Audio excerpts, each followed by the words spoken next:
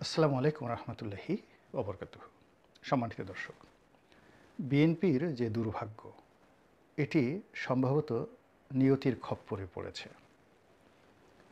বাংলাদেশের ইতিহাসের একটা অনন্য বিপ্লব, গণ অভ্যুত্থান এবং বিএনপির প্রায় গত ২০ বছরের লড়াই, সংগ্রাম, ত্যাগ, তিতিক্ষা সব কিছু একটা চমৎকার সমীকরণে পৌঁছে যাচ্ছিল।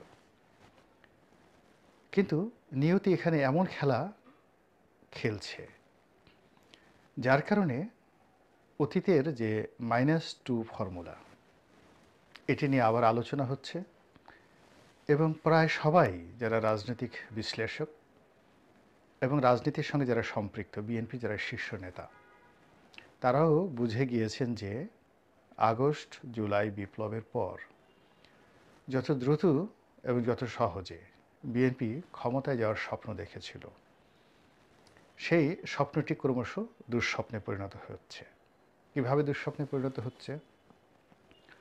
এমনিতেই বিএনপির বিরুদ্ধে হাজার হাজার মামলা, বিএনপির লাখ লাখ নেতাকর্মী এই মামলার জালে আবদ্ধ। এখনও পর্যন্ত তৃণমূল থেকে ঢাকায় এই যে লাখ লাখ বিএনপি নেতাকর্মী, গত 4 মাসে তাদের যে মামলা থেকে অব্যাহতি, এই ব্যাপারে কোনো অগ্রগতি হয়নি। 1 নম্বর হলো যে সকল নেতাকর্মীদের বিরুদ্ধে মামলা মোকদ্দমা হয়েছিল, তারা বা তাদের একটা অংশ, এর বাইরে নতুন কিছু হাইব্রিড তৈরি হয়েছে গত 20 বছরে। 2006 থেকে আজ অবধি অলমোস্ট 18-19 বছর। তো বিএনপি যখন ক্ষমতা হারিয়েছিল 2006 সনে, ওই সময়টিতে যে শিশুটি জন্ম নিয়েছিল বিএনপির পরিবারে, সে এখন 18 বছরের বয়স্ক এক যুবক। ফলে বিএনপির অনেক কিছু তিনি জানেন না বা অনেক কিছুর সাথে তিনি জড়িত নন। এখন এই যে একটা পরিবর্তিত পরিস্থিতিতে বিএনপির যে ফোর্থ জেনারেশন, মানে যারা 2005-এর পরে জন্ম নিয়েছেন, তাদেরকে যদি আপনি ফোর্থ জেনারেশন ধরেন, তারা। আর থার্ড জেনারেশন হলো এই যাদের বয়স 30 বছরের মধ্যে, থার্ড জেনারেশন। তো এভাবে বিএনপির 4টি জেনারেশন এই মুহূর্তে রয়েছে। এখন মামলা মোকদ্দমার সঙ্গে সাধারণত চতুর্থ জেনারেশনটি জড়িত নন, মানে এরা অনেকটা ফ্রেশ, এদের রক্ত টগবগে। কেউ ছাত্রদল করেন, কেউ হয়তো করেন না, কারো বাবা যুবদলের নেতা, কারো বাবা বিএনপির নেতা। তো এই চতুর্থ জেনারেশনের একেবারে টগবগে যারা তরুণ রয়েছেন, তাদেরকে টার্গেট করে বিভিন্ন এলাকাতে যত দুর্নাম বদনাম, ধরুন চাঁদাবাজি, দখল বাণিজ্য, হুমকি ধামকি, মামলা মোকদ্দমা ইত্যাদি যত বদনামগুলো রয়েছে, খুবই সুকৌশলে এই চতুর্থ জেনারেশনকে টার্গেট করা হয়েছে। ফলে চলমান যে বিএনপির মামলাগুলো রয়েছে, সেই মামলার সঙ্গে যদি কোনো কারণে গণেশ উল্টে যায়, অর্থাৎ একটি 2-11 বা আরেকটি 1-11, এটি যদি শুরু হয়ে যায়, তাহলে সবার আগে বিএনপি নেতাকর্মীদেরকে টার্গেট করা হবে এবং 3টে জেনারেশন তো আলটিমেটলি মামলা মোকদ্দমায় শেষ, চতুর্থ জেনারেশনটিকেও শেষ করে দেওয়া হবে। আপনারা যদি ঢাকা বিশ্ববিদ্যালয় ক্যাম্পাস কিংবা ঢাকা কলেজ বা বিভিন্ন ক্যাম্পাসে যান, সেখানে দেখবেন যে ছাত্রদলের যে তারুণ্য, সেই তারুণ্যের বাঁধভাঙা জোয়ার। কিন্তু এটা 1 মাস আগে ছিল না। 1 মাস আগে সাধারণ ছাত্রদের ব্যানারে, সেটা সমন্বয় হোক কিংবা শিবির হোক বা হোয়াট এভার মেবি, আপনারা সবাই জানেন, তো তারা সংঘবদ্ধভাবে ছাত্রদলকে কোনো ক্যাম্পাসে আসলে ঢুকতে দেয়নি, এমনকি হলগুলোতেও না, যারা পদ পদবীধারী। তো এই অবস্থাতে ছাত্রদলের যারা নেতাকর্মী, তারা বাইরে বাইরে ঘুরে বেড়াচ্ছিলেন। কিন্তু গত 1 মাস আপনি লক্ষ্য করবেন যে ক্যাম্পাসগুলো বলতে গেলে এদেরই দখলে, এবং তারা এই ক্যাম্পাস দখল করছে বা ক্যাম্পাসের সামনে অবস্থান নিচ্ছে, একেবারে কিছু করছে না, ধরুন নিষ্পাপ। কিন্তু ওই যে যারা আগে তাদেরকে তাড়িয়েছিল, সমন্বয়করা বা ছাত্র শিবিরের যারা লোকজন রয়েছে, তারা পেছনে থেকে এমন কিছু ঘটনা ঘটাচ্ছে যে এই ছেলেরা বা এই মেয়েরা ছাত্রদলের নাম নিয়ে যেন কলঙ্কিত হন এবং পুলিশের খাতায়, আইনশৃঙ্খলা রক্ষাকারী বাহিনীর খাতায় এদের বিরুদ্ধে যেন মানে অপকর্মকারী, দুষ্কৃতিকারী এরকম অভিযোগের পাল্লা ভারী হয়, এই কাজগুলো তারা সুকৌশলে করে যাচ্ছেন। তো এই যে সারা বাংলাদেশে ইমেজ হারানো সেই ইমেজ হারানো বিএনপিকে রক্ষা করার জন্য বিএনপির যে কেন্দ্রীয় নেতা যারা আছেন, এই মুহূর্তে যেহেতু রাষ্ট্রীয় ক্ষমতা তাদের হাতে নেই, এত বড় একটি সংগঠনকে যার সঙ্গে টাকা জড়িত, যেমন ধরুন 2006 সনে তো বিএনপির পতন হলো। এখন সেই পতন তো এমনি এমনি হয়নি। পতনের পেছনে এখন যদি আওয়ামী লীগের লোকজনের মতো কেউ বলে যে না ঠিক আছে, জেনারেল ওয়াকার শেখ হাসিনার সাথে বেইমানি করেছে, এবং বিএনপির যদি কোনো লোক বলে যে মইনু আহমেদ বিএনপির সাথে বেইমানি করেছে, এটা বিএনপি মিথ্যাচার। 2005 সনে 6 সনে আসলেই পরিবেশ পরিস্থিতি এমন হয়েছিল যে বিএনপি তার ইমেজ হারিয়েছিল, এবং এখন এই যে আওয়ামী লীগের যে দরবেশ বাহিনী, তারপরে ছাত্রলীগ, যুবলীগের বিরুদ্ধে যে দুর্নাম, এরপর সজীব ওয়াজেদ জয়ের যে কাছের লোক হিসেবে আরাফাত, পলক, বিপু এদের যেভাবে নাম আসে, ঠিক ওই সময়টিতেও জনাব তারেক রহমানের ঘনিষ্ঠ বলে পরিচিত যে মানুষগুলো ছিলেন, হাওয়া ভবনের সাথে যারা সম্পৃক্ত ছিলেন, তাদের বিস্তর অভিযোগ ছিল তাদের বিরুদ্ধে, হয়তো সত্য হয়তো মিথ্যা, কিন্তু পাবলিক পারসেপশন খুবই জঘন্য ছিল। এর বাইরে প্রধানমন্ত্রী কার্যালয় কেন্দ্রিক কতগুলো কর্মকর্তা ছিলেন, বেশ কয়েকজন সচিব ছিলেন, বেশ কয়েকজন রাজনৈতিক ব্যক্তিত্ব ছিলেন যাদের দুর্নাম, বদনামের দুর্গন্ধ চারিদিকে ছড়িয়ে পড়েছিল। তারা শত শত নয়, হাজার হাজার বিঘা জমি ঢাকা এবং তার আশেপাশে তারা ক্রয় করেছিল।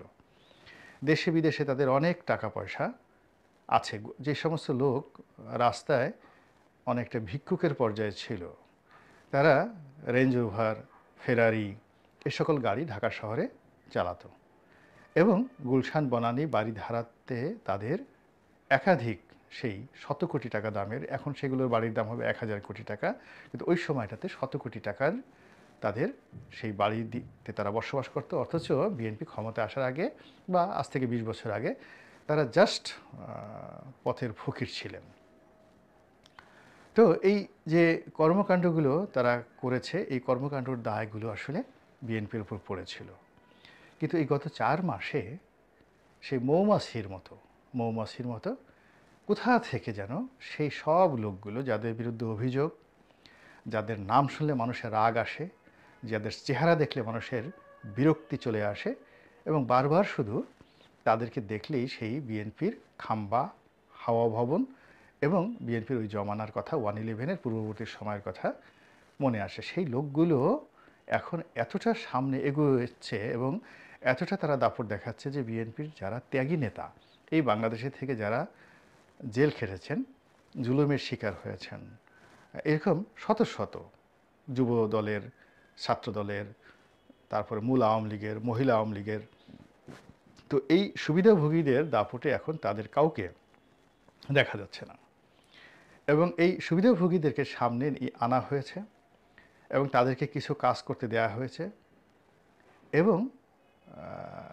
অনেকে তাদের বিরুদ্ধে মানে তাদের পেছনে টাকা খরচ করেছে যেন বিএনপির বদনাম হয়। এই গেল দ্বিতীয় যে বিষয়টি, নিয়তি। এখানে বিএনপি আসলে মির্জা ফখরুল মানে যারা এই অপকর্মগুলো এখন করছে তাদেরকে কমান্ড করার মতো ক্ষমতা মির্জা ফখরুল সাহেবের নেই, এমনকি মির্জা আব্বাস সাহেবেরও নেই, কিন্তু তারা এই কাজগুলো করে যাচ্ছেন। এরপরে যে সমস্যাটা দেখা দিয়েছে সেটি হলো পুলিশ সার্ভিস এবং সিভিল সার্ভিসে আওয়ামী লীগের কর্মকর্তাদের সাথে, জামাতপন্থী কর্মকর্তাদের সাথে, হিজবুত তাহরির পন্থী কর্মকর্তাদের সাথে এবং সৎ কর্মকর্তাদের সাথে বিএনপির বিএনপির পন্থী যারা কর্মকর্তা, তাদের একটা টাগ অফ ওয়ার ত্রিমাত্রিকভাবে এখানে কাজ করছে। প্রথমত হলো যে বিএনপির যে সকল খারাপ অফিসার ছিল, পুলিশ হোক, সিভিল সার্ভিস হোক, যাদের কুকর্মের কারণে চাকরিচ্যুত হয়েছিলেন, অতিরিক্ত দলবাজির কারণে চাকরিচ্যুত হয়েছিলেন, এদের একটা গ্রুপ আছে। দ্বিতীয় যে গ্রুপটি হলো যারা ভোল পাল্টে জয় বাংলা বলেছে, আওয়ামী লীগের সঙ্গে মিশে থেকেছে কিন্তু ছাত্রদল করত, এরা হঠাৎ করে এখন মাথা চাড়া দিয়ে উঠেছে।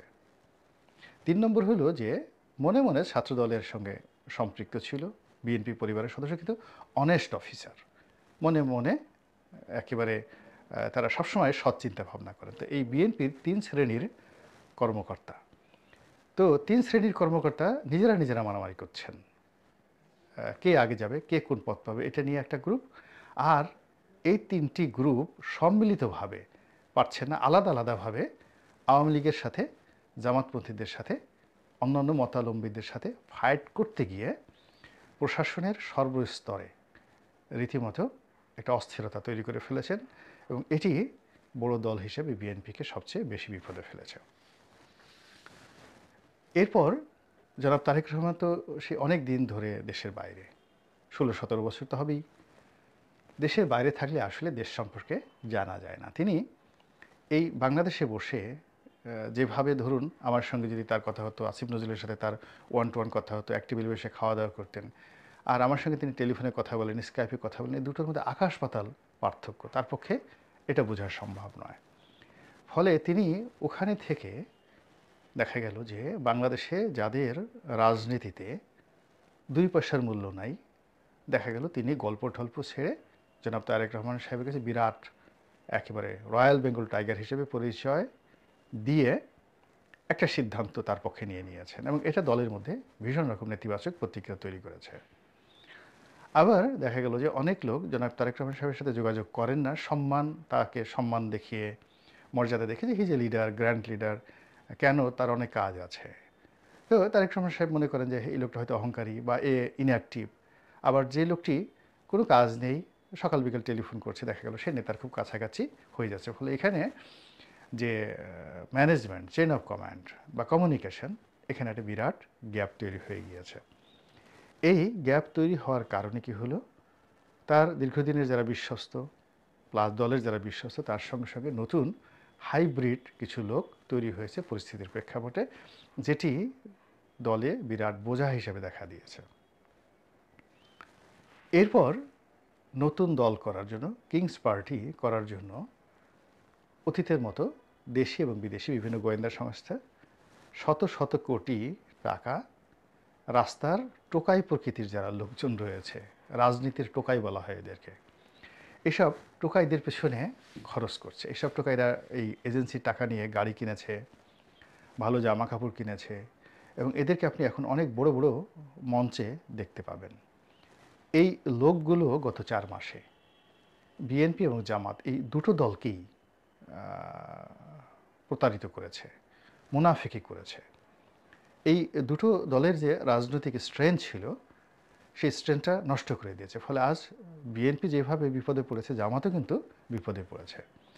আর এ সকল টোকাই প্রকৃতির লোকগুলো, যাদের 10 জন লোকও নেই, একটা মেম্বার ইলেকশনও করতে পারবে না, কিন্তু তাদেরকে গোয়েন্দা সংস্থা সাজিয়ে গুছিয়ে সেই এরশাদ জামানার মতো করেই এমনভাবে তাদের হাতে ক্ষমতার ছড়ি ঘুরিয়ে দেওয়া হয়েছে, বা ক্ষমতার ছড়ি তাদের হাতে ধরিয়ে দেওয়া হয়েছে, যেগুলো দেখে বিএনপি বা জামাতের লোক মনে করছেন যে এদের আমেরিকার সঙ্গে ভালো লবি আছে, ভারতের সঙ্গে ভালো লবি আছে, ক্যান্টনমেন্টের সঙ্গে ভালো লবি আছে, এরকম একটা ইমেজ তারা তৈরি করছে। এদের সাথে ডক্টর ইউনূসের ভালো সম্পর্ক আছে। তো এই লোকগুলোর সঙ্গে বিএনপিও সময় দিয়েছে, জামাতও সময় দিয়েছে, তাদের উভয়কে নিয়ে টানাটানি করেছে, টানাটানি করে নিজেরা কি করেছে, বিএনপি এবং জামাতের মধ্যে এই টোকাই প্রকৃতির অন্ততপক্ষে 1 ডজন রাজনৈতিক দল এবং কয়েক ডজন এই রাজনৈতিক টোকাই, তাদের কারণে বিএনপি এবং জামাতের মধ্যে এখন দা-কুমড়ার সম্পর্ক তৈরি হয়ে গেছে। আওয়ামী লীগ যেহেতু নাই মাঠে, পলাতক, আসার কোনো সম্ভাবনা নাই। জামাত যেভাবে জাগ্রত হয়েছিল, বিএনপির জন্য যে সম্ভাবনাটা তৈরি হয়েছিল, এই সার্বিক পরিস্থিতির কারণে পুরো সম্ভাবনাটা শূন্যে রূপান্তরিত হয়ে গেছে। আর যখন এরকম শূন্যতা তৈরি হয়, সেই শূন্যতা প্রকৃতি কখনোই সহ্য করে না, এবং সেই শূন্য জায়গাতেই এসে দেখা গেল চক্রান্তকারীরা জায়গা করে নেয়। সামরিক বাহিনী এখানে হস্তক্ষেপ করার সুযোগ পায়, আমলাতন্ত্র শক্তিশালী হয়, আর তখন 1-11 বলেন, 2-11 বলেন বা 3-11 বলেন, ওইরকম একটা পরিস্থিতি তৈরি হয়ে যায়, যেটির অশনি সংকেত এখন আমরা আকাশে বাতাসে শুনতে পাচ্ছি। আর যেহেতু বিএনপি সবচেয়ে বড় স্টেক হোল্ডার রাজনীতিতে, এরকম কোনো কিছু হলে সবার আগে বিএনপিকে বিপদে পড়তে হবে। আর তাই যদি হয়, তাহলে বিএনপির এই নিয়তিকে আপনি কিভাবে মূল্যায়ন করবেন? মহান আল্লাহ রাব্বুল আলামিন আমাদের সবাইকে হেদায়েত দান করুন এবং হেফাজত করুন। আসসালামু আলাইকুম ওয়া রাহমাতুল্লাহি ওয়া বারাকাতুহু।